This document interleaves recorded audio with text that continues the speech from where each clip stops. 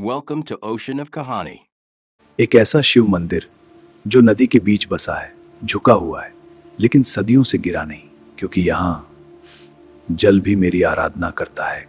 संबलपुर का बिमलेश्वर महादेव, जहाँ महानदी ऐसे बहती है मानो शिवलिंग की परिक्रमा कर रही हो। आखिर मंदिर झुका क्यों और महानदी इसका स्पर्श क्यों नहीं करती? क्या यह प्रकृति का रहस्य है या शिव की गुप्त लीला?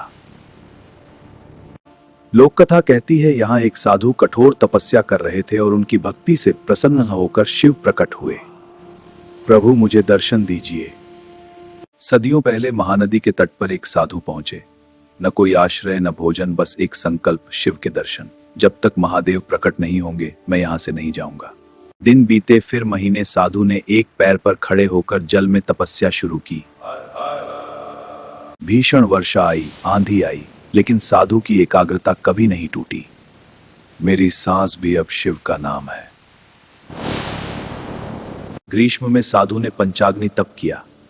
चारों ओर अग्नि, ऊपर तपता सूर्य। मेरी परीक्षा जितनी कठिन होगी, भक्ति उतनी गहरी होगी। शीत ऋतु में साधु जल में बैठ गए। शरीर कांपता रहा। यह शरीर शिव अनंत है।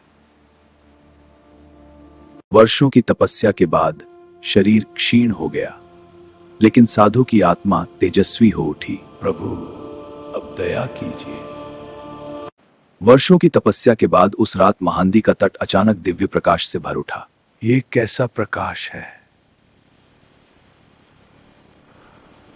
और फिर एक रात महानदी का जल स्वयं प्रकाश बन गया और शिव प्रकट हुए। वह तुम्हारी भक्ति ने मुझे बांध लिया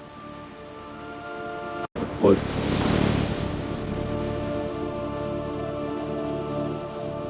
तुम्हारी तपस्या ने मुझे यहां आने को विवश कर दिया। साधु की आंखों से अश्रु बहने लगे। मुझे बस नहीं चाहिए जाता।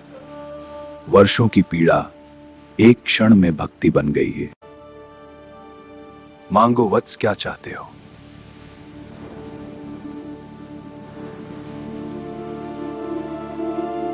साधु ने हाथ जोड़कर एक ही वर मांगा।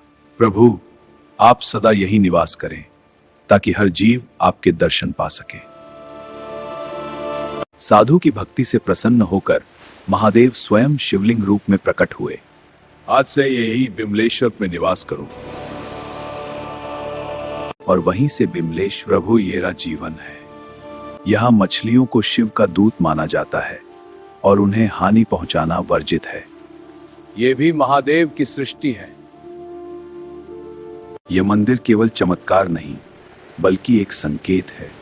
प्रकृति और परमात्मा अलग नहीं। मैं ही नदी हूं, मैं ही वायु।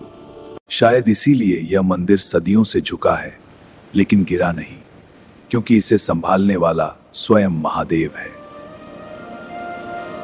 लेकिन रहस्य अभी भी बाकी है। क्या यह मंदिर सच में शिव के त्रिशूल पर टिका है, या इसके पीछे कोई और प्राचीन रहस्य छुपा है? धीरे धीरे उस स्थान पर मंदिर बना गए, लेकिन समय के साथ मंदिर झुकने लगा और यहीं से शुरू हुआ एक नया रहस्यमय। वैज्ञानिकों ने इसे भूमि की संरचना और नदी के दबाव का प्रभाव बताया, लेकिन रहस्य आज भी अनसुलझा है। यह प्राकृतिक घटना हो सकती है बस, लेकिन भक्तों के लिए यह झुकाव नहीं, बल्कि शिव का प्रणाम है। महादेव भक्तों के लिए झुक गए। और सबसे बड़ा चमत्कार, बाढ़ में भी महानदी का जल मंदिर को स्पर्श नहीं करता, जैसे कोई अदृश्य शक्ति रक्षा कर रही हो। Please like, share, subscribe for more divine secrets.